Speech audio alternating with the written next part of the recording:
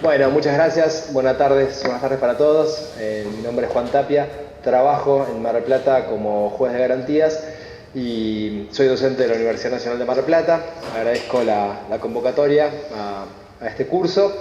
De alguna manera un poco plantear en 45 minutos algunas cuestiones problemáticas que se suelen dar actualmente en relación a la actividad probatoria dentro de un proceso penal. ¿Sí? Un poco avanzar sobre la actualidad en ciertas temáticas que generan conflictividad a la hora de buscar información, a la hora de interpretarla y a la hora de canalizar esa información en el marco de un proceso penal. En esos 4 o 5 tópicos que pensaba desarrollar rápidamente, el primero de ellos transitaba por tratar de definir qué son las reglas de prueba y qué importancia tienen las reglas de prueba en un proceso penal. ¿Sí? Y en ese sentido siempre me parece interesante distinguir lo que es una tarea de investigación, un acto investigativo, una tarea de recolección de datos respecto a la función que cumplen las reglas de prueba en un proceso penal, ¿no? Está claro que todo investigador, que todo aquel que procure determinar qué fue lo que pasó en un acontecimiento pretérito y que implica una tarea muy semejante a la que hace el historiador, una tarea de recolección de piezas, de armado, un rompecabezas, debe tener destrezas en el marco de toda investigación, destrezas que implican conocer cuál es el conocimiento tecnológico, conocer cómo preservar la información, conocer cómo explorar la escena del crimen y cómo trasladar esas imágenes para lo que va a ser la representación casi fidedigna de lo que pasó a un tribunal oral 1, 2, 3 o varios años después de ese acontecimiento. Pero yo diría que esos son actos de investigación y que las reglas de prueba cumplen una función diferente a esos actos de investigación. Las reglas de prueba casi diría que son obstáculos a la búsqueda de la verdad en un proceso penal. Las reglas de prueba cumplen una función de garantía, vienen a establecer límites a esos actos investigativos y límites que vienen de la mano de la implicancia de un proceso penal en el marco de un Estado de Derecho. Y entonces esas reglas de prueba operan en distintos niveles. Por un lado, operan estableciendo cuál es la forma y cuáles son los canales en los cuales ingresa la información en un proceso penal. ¿Sí? Las reglas lo primero que hacen es sistematizar esos datos que están de alguna manera sueltos en el proceso, versiones desarticuladas, informaciones que la policía tiene o por informantes o por vecinos que no se quieren dar a conocer o por testigos que no quieren comprometerse y vierten un dato extraoficialmente, y en la medida en que pretendan ser utilizados válidamente en un proceso penal, esas versiones tienen que ser formalmente ingresados. Y hablar de un ingreso formal de la información es el primer momento en el cual operan las reglas de prueba, porque establecen formas, estereotipan las maneras en que esa información se incorpora. Y esas formas no son otras más que los medios de prueba. Sabemos que nuestro Código Procesal Penal establece un sistema de libertad probatoria, en el sentido que se pueden utilizar cualquier medio de prueba, tanto los regulados, los taxativamente previstos en el Código, vía 209 del Código Procesal, que establece este principio, o aquellos que no estén regulados en el Código Procesal con un límite, en la medida en que ello no vulnere garantías constitucionales. Y esto es muy claro porque tenemos medios tradicionales, regulados, como la prueba testifical o como la prueba pericial, pero tenemos medios claves hoy en el marco de cualquier investigación que no tienen ninguna regulación normativa. Estamos pensando en toda aquella investigación que se vincula con el uso de cámaras de seguridad, prueba audiovisual, prueba documental en general, y como vamos a desarrollar en un momento, las intervenciones corporales tampoco tienen ningún tipo de regulación normativa. Entonces eso implica un primer problema. Esa ausencia de regulación normativa, si bien no obsta a la producción de prueba, demanda de parte del intérprete un análisis para ver de qué forma se puede producir esa actividad sin restringir lo que dice el 209, sin vulnerar garantías constitucionales. Primer modo de intervención de las reglas de prueba es estableciendo entonces los canales en que ingresa formalmente la información al proceso penal, estableciendo los medios de prueba. Digo, no alcanza seguramente para dar un allanamiento que la policía venga a decir que por información de vecinos se sabe que en un domicilio determinado se encuentran los elementos sustraídos. Es necesario que eso formalmente sea incorporado al proceso penal por alguien que declare, bajo la modalidad que el fiscal determine, es decir, bajo testimonial o bajo reserva de identidad, pero que declare formalmente que se haga cargo de las consecuencias de su acto y sobre todo que incorpore por un canal válido esa información al proceso penal. Seguramente esto es una gran distinción que tiene o el cronista o que tiene el historiador para reconstruir un hecho pretérito respecto de lo que tienen los operadores judiciales. Pero es una restricción que opera en función de las necesidades de formular un proceso penal con cartas limpias, con un juego limpio, y que importa también conocer quiénes son esas personas que van a volcar información que pueda afectar garantías constitucionales. No alcanza con ese primer nivel. Las reglas de prueba operan también en un segundo nivel, donde también es fundamental pensar cómo se elabora ese sistema de limitación a la búsqueda de información, ¿sí? De escudos protectores de la persona humana, sobre todo frente a la búsqueda de datos. Y ese segundo nivel está dado por lo que se denomina las autorizaciones judiciales, es decir, aquel que investiga, aquel que tiene a cargo una etapa preparatoria del debate, necesita, para poder acceder a ciertos niveles o a ciertos ámbitos, de que un tercero imparcial le diga si está habilitado o no a acceder a ese ámbito donde pretende ingresar. El caso que seguramente vamos a dejar sobre el final de esta charla, de alguna manera transita una situación conflictiva, no regulada normativamente, que importa la colocación de un dispositivo de rastreo satelital, de un GPS en un vehículo por parte de la policía sin orden judicial, y se discute si eso demanda, ¿no?, autorización de un juez de garantías para poder efectuar ese seguimiento, ese control, ese monitoreo de un vehículo en sus movimientos. Es decir, el segundo nivel donde operan claramente las reglas de prueba es con un tercero imparcial que va a analizar, no como un sello de goma que habilita todo, sino con un criterio crítico si corresponde ingresar en un ámbito tutelado por la Constitución Nacional para obtener información.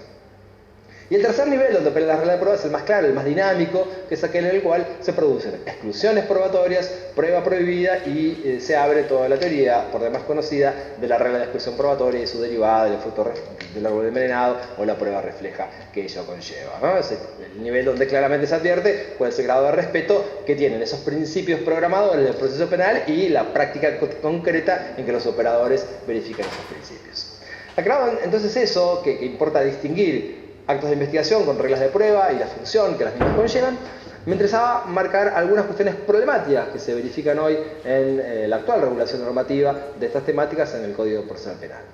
La primera de ellas tiene que ver con las intervenciones corporales. Y para eso, como no hay ninguna definición de qué son las intervenciones corporales en el Código Adjetivo, lo que vamos a proponer es trazar una distinción que, sobre todo, marque un punto de diferenciación con otros actos de investigación, en particular con los cacheos, con las requisas, y a partir de ello tratar de definir qué son las intervenciones corporales. Desde ese punto de vista, bueno, sabemos que los cacheos son intervenciones preventivas, que no demandan la existencia de un delito, que se hacen de entrada sobre aspectos superficiales de la persona, que se hacen sobre todo en un nivel de palpado externo o superficial, y que la requisa implica un avance sobre un ámbito de intimidad que claramente conlleva la necesidad de tener dos requisitos que concurren en forma conjunta: los indicios vehementes de la comisión de un delito y los motivos de urgencia para su práctica sin orden judicial. Bien, frente a ese contexto está claramente delimitado que un cacheo igualmente no puede hacerse en forma discriminatoria o en forma selectiva. Quiero decir, que no haya exigencias normativas para concretar un cacheo, como si las hay para practicar una requisa, no puede convalidar que la policía discrecionalmente pueda efectuar un cacheo en base a parámetros que vienen determinados por estereotipos, ¿no? Porque eso ya no tendría que ver con los fines del proceso penal, no tendría que ver con la violación de la intimidad, tendría que ver con una práctica discriminatoria por parte del Estado que violaría el artículo 16 de la Constitución Nacional. Entonces los cacheos claramente tenemos que pensarlos como predeterminados por la autoridad pública. Es decir, un cacheo para ser efectuado, por ejemplo, en un espectáculo deportivo, para ser efectuado antes de un recital de rock, para ser efectuado antes de ingresar a una terminal de ómnibus, o bien en el marco de un operativo público de control vehicular, pero esto determinado por la superioridad, es decir, que diga que en el día de la fecha, entre las 20 y las 22, se van a cachar a todas las personas que transiten por la vía pública en una zona céntrica de la ciudad. Eso para evitar que los cacheos se hagan en forma discriminatoria y selectiva. Aclarado lo que son los cacheos, la cuestión problemática transita por distinguir requisas de intervenciones corporales. Ambas está claro que pueden afectar derechos fundamentales. En los hechos, gran parte de la doctrina distingue estas categorías en función de los derechos afectados y señalan que en las requisas lo que está afectado habitualmente es la la intimidad, el derecho a la intimidad, y en las intervenciones corporales la integridad del propio organismo. Sin embargo, parecería que no es una distinción del todo satisfactoria, porque puede haber requisas, piensen en casos de mujeres en unidades penales que son obligadas a requisas que implican desnudarse, hacer flexiones, etcétera, que pueden también transitar afectaciones claramente a la dignidad humana, a la integridad corporal, etcétera. Entonces, la mejor forma para distinguir lo que son las requisas de las intervenciones corporales es tratando de distinguir en función de la finalidad que cada una de estas categorías comprende. ¿Sí? Entonces, las requisas lo que pretenden es secuestrar, la búsqueda de un objeto para ser incautado, mientras que las intervenciones corporales lo que buscan son explorar el cuerpo humano para determinar cuál es su estado. A partir de ello se abre un problema adicional, y es que el Código Procesal Penal de la Provincia de Buenos Aires no regula en ninguno de sus artículos cómo llevar adelante una intervención corporal. Algunos han pretendido dar respuesta a esta ausencia de regulación normativa con la autorización que en ciertos casos la ley del Ministerio Público le confiere a los fiscales para poder proceder con determinadas personas a hacer mínimas intervenciones corporales. Pensamos que esto es errado. Pensamos que en todos los casos de intervenciones corporales debe reclamarse la orden a un juez de garantías, por lo siguiente. En primer lugar, existe el principio que mencionábamos hace unos minutos de libertad probatoria. Pero ese principio tiene un límite y que va de la mano con que esa prueba no regulada en el código no afecte garantías constitucionales. Y sabemos que una intervención corporal en determinados presupuestos puede afectar sobre todo la integridad física o la dignidad corporal. Piensa en el caso de una persona que en base a sus creencias no acepte sacarse sangre, creencias religiosas, o bien que pueda poner en riesgo su integridad física en el acto mismo en que se pretende acceder a su organismo a través de una aguja que penetre en su cuerpo para obtener algo de restos hemáticos. Bien, frente a ese supuesto, entonces, lo que tendríamos que preguntarnos es si esas prácticas violentan garantías constitucionales. Está claro que, desde el prisma de la autoincriminación, no hay ninguna afectación posible. Esto fue resuelto por la Corte desde el fallo HGS, un caso de menores que habían sido apropiados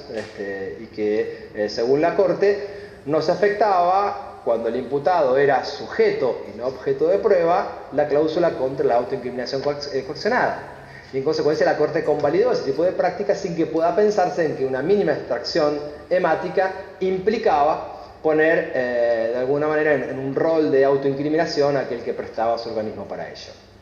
La distinción, repito, se trazó en base a quién ingresaba la información en el proceso penal. El imputado era,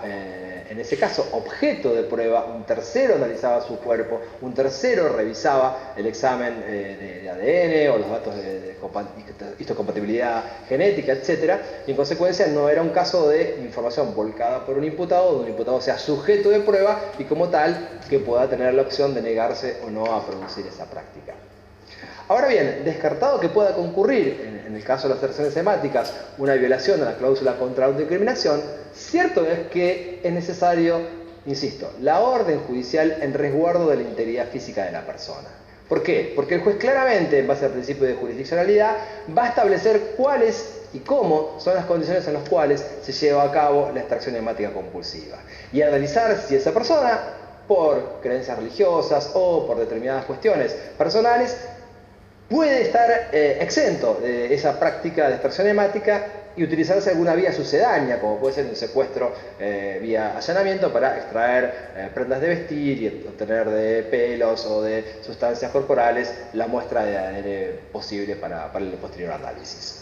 Entonces, claramente pensamos que no es de aplicación la ley del Ministerio Público. Claramente entendemos que es posible una intervención corporal en el proceso penal en la provincia de Buenos Aires en base al principio de libertad probatoria, pero que esos límites que el propio 209 del Código Procesal establece determinan que sea el juez de garantías el que deba autorizar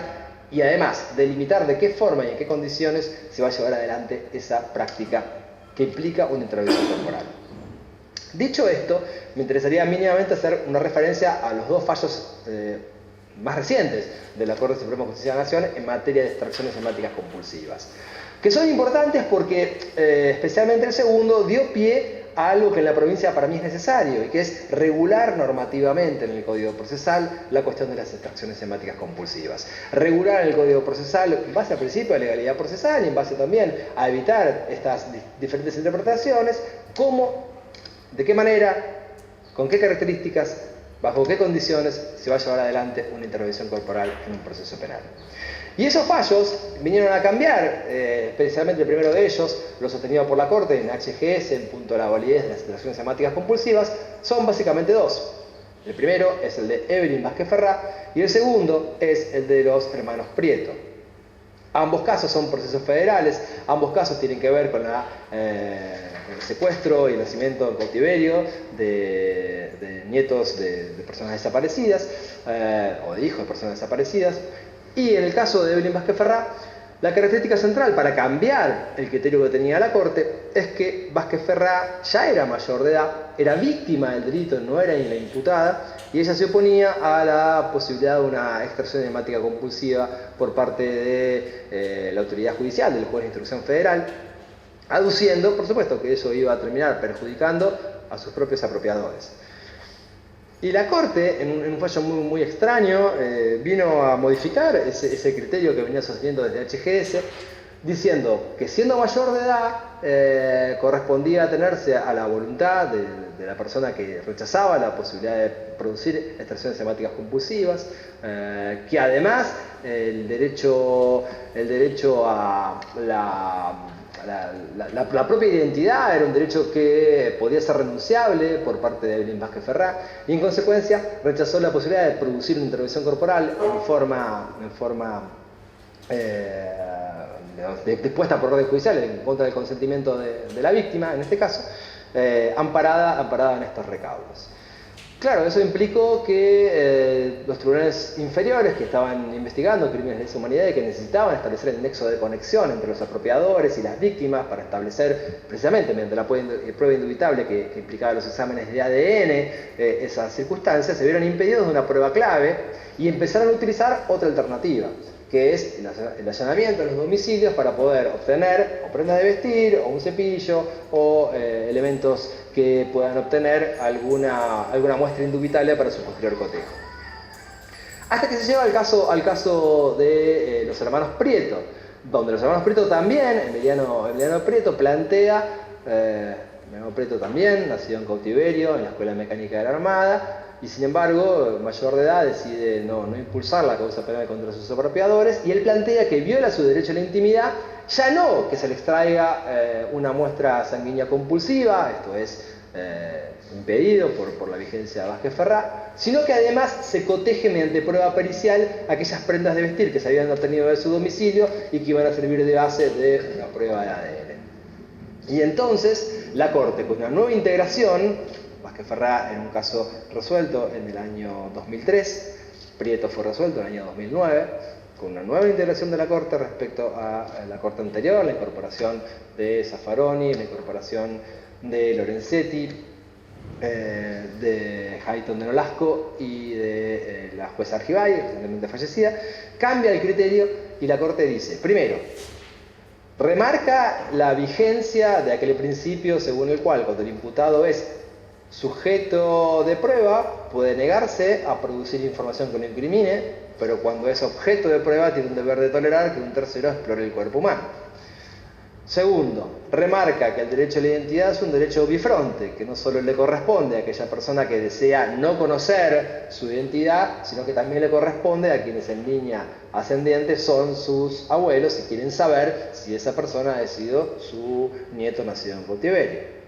Y destaca que en una investigación penal hay muchas veces intereses en colisión vinculados a derechos constitucionales o derechos de regambre constitucional. Y en ese sentido, cuando se da este tipo de situaciones, la Corte utiliza nuevamente la idea de hacer un balancing test y balancear lo que implica el derecho a la intimidad, en este caso del joven Prieto, con lo que implica la persecución de un crimen de lesa humanidad y la obligación para el Estado argentino de perseguir un delito de acción pública de estas características. Y en consecuencia la Corte remarca la validez de la posibilidad de producir prueba en forma de un examen pericial con las muestras obtenidas en el domicilio de Prieto con las contenidas en el banco de datos genéticos. Pero además la Corte va más allá y da lo que se llama un obiter dictum, que es cuando la Corte avanza más allá del caso concreto y da un mensaje a los otros poderes, diciendo que igual criterio habría que sostener si de lo que se trataba era de una extracción hemática compulsiva sobre el cuerpo de Emiliano Prieto. Igual criterio habría que tener por estos mismos fundamentos para avalar la posibilidad de extraer una mínima muestra sanguínea sobre el cuerpo de Emiliano Prieto para su posterior cotejo de ADN. Entonces, la Corte le está dando un mensaje a los otros poderes, mensaje que es recibido por el Poder Legislativo, y unos meses después se modifica el Código Procesal Penal de la Nación. En el artículo 218 bis se regula expresamente cómo se debe concretar una intervención corporal. Es decir, a partir del fallo Prieto, la Corte da un mensaje que es recibido por el legislador federal y regula normativamente cómo prescribir una intervención corporal, insisto, en el artículo 218 bis del Código de Nación. Yo creo que ese artículo debería ser replicado en el Código Provincial para perseguir otra clase de delitos. Por supuesto, no son crímenes federales, no son delitos de lesa humanidad, pero sí estas prácticas que se suelen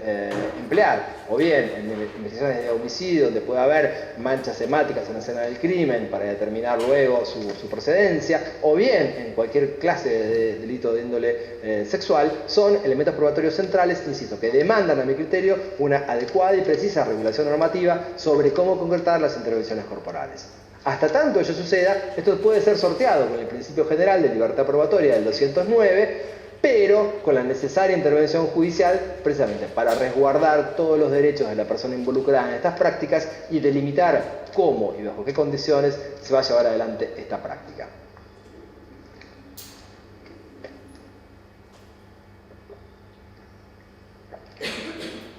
La tercera temática sobre la cual quería dar algunas precisiones, luego de, insisto, distinguir lo que son actos de investigación de reglas de prueba, luego de avanzar un poquito con intervenciones corporales y distinguirlas respecto de cacheos y de requisas y precisar el problema que conlleva su ausencia de regulación normativa, tiene que ver con una temática que también se viene dando mucho en los últimos tiempos, no solamente en base a las condiciones de admisibilidad de la prueba,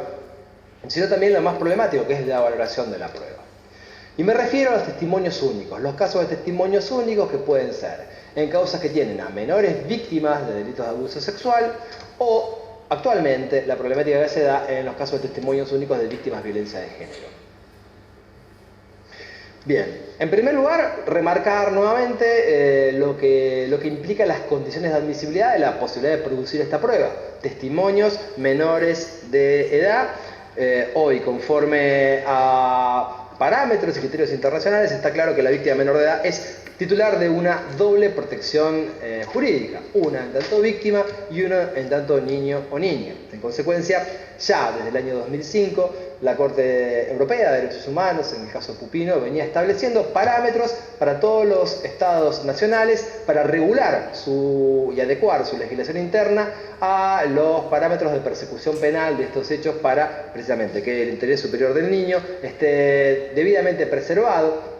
y se evite su revictimización con la producción de un proceso penal. Y para ello, en ese caso, se proponía tres baterías de medidas, tres posibles categorías de medidas para regular en los códigos procesales o en las legislaciones internas. La primera de ellas, la necesidad de evitar a toda costa la confrontación entre la víctima y el agresor, evitando cualquier tipo de contacto físico, como puede ser, lo que implica adecuar un espacio donde a través de algún sistema de visualización no tengan contacto directo imputado y víctima. La segunda de ellas, la necesidad de una declaración de la víctima por medios tecnológicos o por medios científicos o por videoconferencia o por televisión, de modo tal de evitar que nuevamente tenga que declarar algo del proceso penal en instancias ulteriores. Y la tercera de estas medidas es precisamente cómo producir y cómo desarrollar un interrogatorio, de qué manera, a través de qué especialistas, a través de qué forma, completamente diferente a los medios ordinarios de interrogatorio en un proceso penal, se debe abordar a ese niño víctima de un delito de estas características para poder ser interrogado en torno a qué fue lo que sucedió y documentar estas circunstancias. Esto deriva, tanto los fallos internacionales que se fueron dando a partir de María Pupino y del avance que se dio en una legislación comparada, deriva a que en el año 2009 se introduzca formalmente en el Código Procesal de la Provincia de Buenos Aires el artículo 102 bis y 102 ter, que regula específicamente cómo se debe producir la prueba de menores, víctimas de delitos, en este caso en particular, de delitos vinculados a abusos sexuales. Uno podría plantear, bueno, ¿qué pasa cuando los menores son víctimas de otra clase de delitos? ¿Por qué no está regulado un mismo procedimiento? O si eventualmente corresponde interpretar analógicamente estas pautas para otra clase de delito. La Corte, y eso es lo que me interesaba mencionar, en el año 2012 sanciona un protocolo de recepción de testimonios de víctimas, testigos, niños, niñas y adolescentes, e incluso extendido también para personas que tengan problemas de salud mental, para ser recibidos en la Cámara Gesell, donde establece algunos elementos que deberíamos tenerlos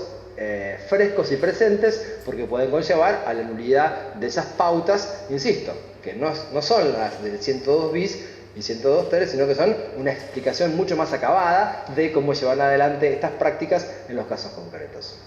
Y esas pautas van de la mano de algunos parámetros, ¿no? El primero de ellos es cómo debe ser el primer contacto con el niño o niña que ha sido víctima de un delito. Y esa pauta inicial implica la prohibición absoluta de recibir una declaración en sede policial a esos menores que han sido víctimas de un delito de estas características, ¿no? Casi una pauta central que impide la recepción de un testimonio a un menor de edad víctima de estos delitos en sede policial, y se puede hacer la extensión también para su imposibilidad en cualquier sede del Ministerio Público Fiscal.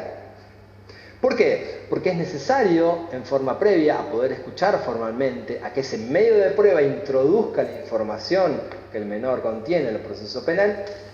es necesario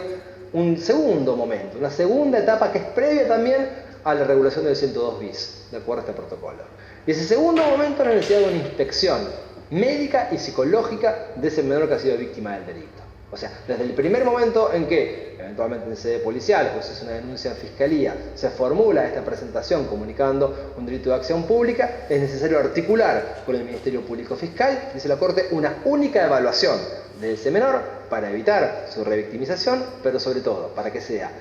inspeccionado por un médico especialista en esta clase de delitos y en niños, y además entrevistado por un especialista psicólogo que pueda dictaminar en torno a la conveniencia o no de llevar adelante la prueba del 102 bis o 102 ter que conlleva la Cámara Gesell. Entonces, en definitiva, esa fase preliminar a la recepción del testimonio es un elemento central que muchas veces es pasado por alto en algunos procesos penales, pero que comporta un protocolo vigente, de pleno conocimiento, y que delimita la prueba previa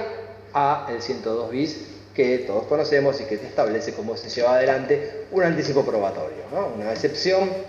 a aquel principio que seguramente desarrollaron con Madina en punto a que la prueba se produce en el juicio oral y la posibilidad de amarrar esa prueba para la instancia del debate con utilización del juez de garantías vía artículo 274. Me parece también importante remarcar, y está en el protocolo, la necesidad de la presencia del juez de garantías durante la recepción de ese testimonio en la Cámara Gesell. No porque él pueda formular preguntas, ni porque pueda conducir un interrogatorio, eso está claro. El interrogatorio ni siquiera lo conduce el fiscal en estas circunstancias, sino que lo conduce un psicólogo o psicóloga especialista en esta clase de delitos, en base a las preguntas que el fiscal y defensa le van proponiendo. Pero el juez de garantías está ahí y su presencia puede solucionar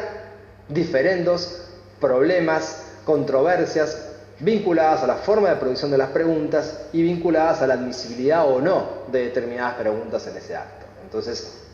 es clave, en ese sentido, la presencia de un tercero imparcial que delimite la procedencia o no de ciertas preguntas en ese nivel. Bien, ahora, otra cuestión distinta. Estamos analizando en este nivel las condiciones de admisibilidad de un testimonio.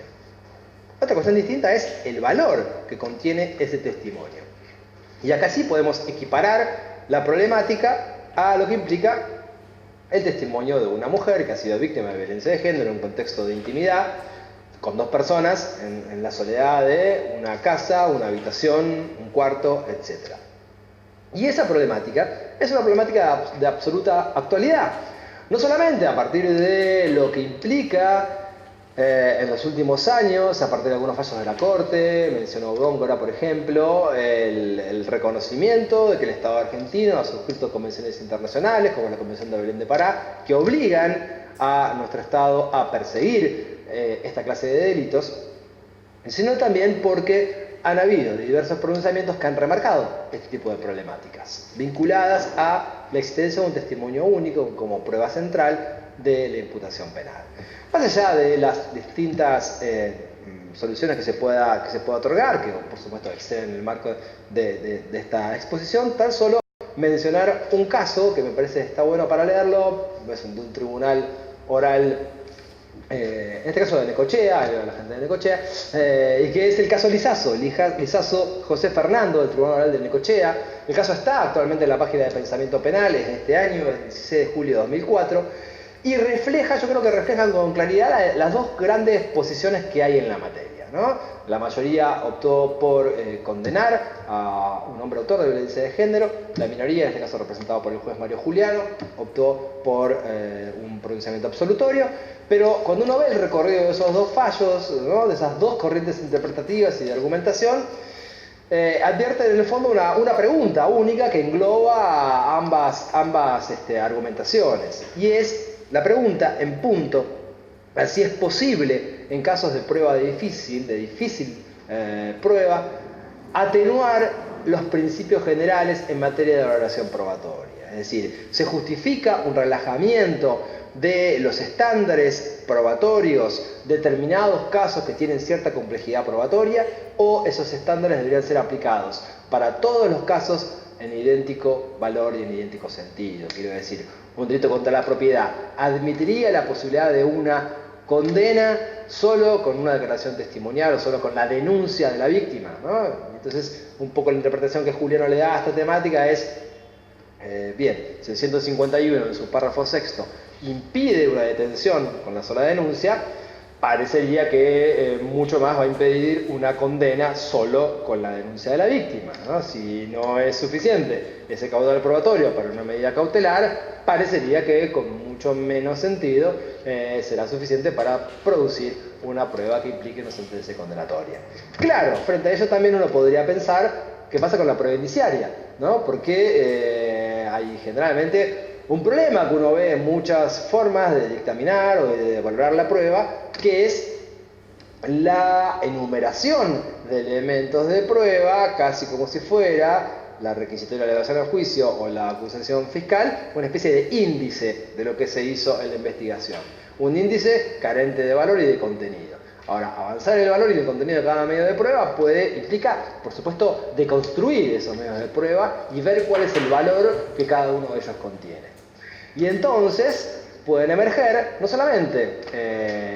los testimonios o la declaración de la víctima en ese sentido, sino también indicios de oportunidad o indicios de manifestaciones previas o posteriores al hecho, o indicios de comentarios formulados a vecinos en forma que tenga que ver con amenazas, con actitudes intimidatorias, que vienen a robustecer el caudal probatorio, descartando que se trate solamente de un testimonio único. Bien, independientemente de la casuística, que seguramente será diferente y merecerá matices y valores concretos en cada caso particular, lo cierto es que hoy tenemos una problemática, si se quiere, nueva, que han implicado, por un lado, la existencia de fiscalías temáticas, la existencia de fiscalías claramente decididas a la persecución penal de esta clase de delitos, que además tienen a víctimas vulnerables, pero a su vez la problemática vinculada a cómo ponderar estos casos cuando, por las propias características de los mismos, se trata de testimonios únicos. Y finalmente, con esto de alguna manera planteamos la cuarta y última problemática, que se va a vincular con el caso que yo les mencionaba de la instalación de un GPS sin autorización judicial para hacer el seguimiento de un vehículo. Me interesaba remarcar un fallo que se ha dado a conocer en los últimos tiempos por la Corte de Estados Unidos, vinculado a la posibilidad de examinar dispositivos celulares sin orden judicial. El caso es bien claro, en punto a que la persona ya se encontraba aprehendida y la discusión central transitaba por determinar si era válida la posibilidad de avanzar sobre sus ámbitos de pertenencia y de adyacencias, revisando aquella información que el imputado contenía en uno de sus dispositivos celulares. Y tal vez no me interesa tanto la solución, que muchos de ustedes la conocen, la pueden intuir en punto a la necesidad de contar con una orden judicial, sino más bien la fundamentación que la Corte de Estados Unidos da, porque establece un parámetro, no digo novedoso, pero sí diferenciador de lo que implican ciertos ámbitos tecnológicos en la actualidad. El caso, resuelto el 25 de junio de 2014, en realidad ese mismo día se resolvieron dos casos análogos, es el caso Riley versus California, RILEI versus California, y Brima Wurie, WURIE versus Estados Unidos. Resueltos ambos, 25 de junio de 2014. La cuestión es cuál es el alcance de las facultades que tienen los funcionarios policiales para poder requisar, sobre todo para poder examinar sin autorización judicial, el contenido de los dispositivos telefónicos, de teléfonos celulares, de una persona que se encuentra detenida. Y en ese sentido, por supuesto, los argumentos del Estado, los argumentos de la Fiscalía, se concentraron en equiparar los datos contenidos en un teléfono celular a los demás objetos físicos que suelen ser analizados y revisados con una aprehensión. Me refiero a la requisa de una billetera, la requisa de un bolso, la requisa de elementos que puedan poner en riesgo la integridad física del personal policial y que en determinadas circunstancias que implican un delito flagrante demandan la posibilidad de su control para evitar precisamente riesgos al personal policial, a testigos, etc. Pero esa equiparación fue rotundamente descartada por el Tribunal Supremo en los Estados Unidos, remarcando que los teléfonos celulares integraban una categoría de privacidad que va más allá de la prevista para los objetos mencionados, al distinguir que la inspección de los bolsillos de una persona prendida está vinculada racionalmente al propio arresto, pero que la pesquisa no puede abarcar la necesidad de revisar el contenido de los datos almacenados en un teléfono celular. Y esta me parece que es la diferenciación que formula la Corte, porque la Corte dice, empieza a analizar los datos que implican este tipo de aparatos en la actualidad. Dice, bueno, el celular más vendido actualmente tiene una capacidad de almacenamiento de información estándar de 16 gigas. Eso implica que aún los teléfonos celulares más básicos prácticamente hoy tienen un historial de la vida de esa persona, ¿no? Que implica no solamente una agenda telefónica con miles de datos, sino que implica muchas veces desde balances bancarios a videos, desde información de recetas médicas y obras sociales a registros de teléfonos, mensajes de texto, mensajes de WhatsApp, etc. Y entonces lo que dijo la Corte es lo siguiente. Primero, el teléfono celular registra en un solo lugar muchas formas distintas de información que revelan en combinación mucho más que un registro aislado. Segundo, la capacidad de los teléfonos celulares permite que un solo tipo de información revele mucho más de lo que antes era posible. O sea, la suma de la vida privada de un individuo puede ser reconstruido a partir de miles de fotografías etiquetadas con fechas, con ubicaciones y con descripciones. Dice la Corte, no puede decirse lo mismo de una fotografía o de dos fotografías que puede haber en una billetera.